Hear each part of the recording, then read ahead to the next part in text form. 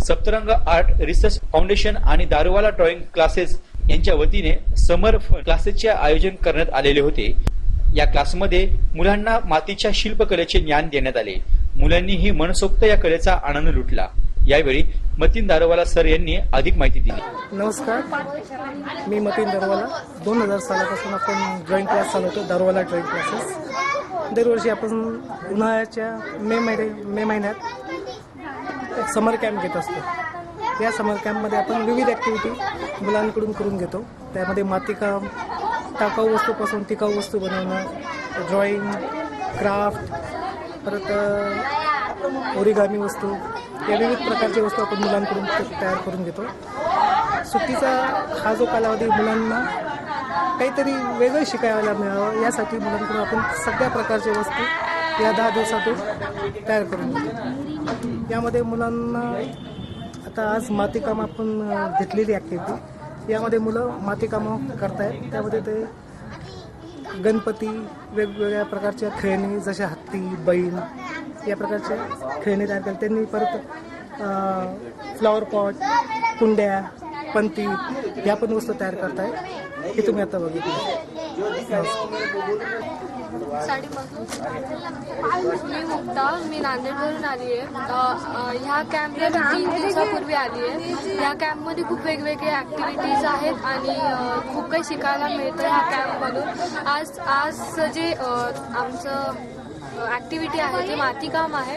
त्याच्यामध्ये सगळ्यात आधी आम्हाला गणपती शिकवला आहे, नंतर हाती कसं बनवायचं ते शिकवलं आहे आणि वेगवेगळे पॉट्स वगैरे असे दाखवले आहेत कसे बनवायचे ते। आणि खूप छान वाटतं इकडे येऊन।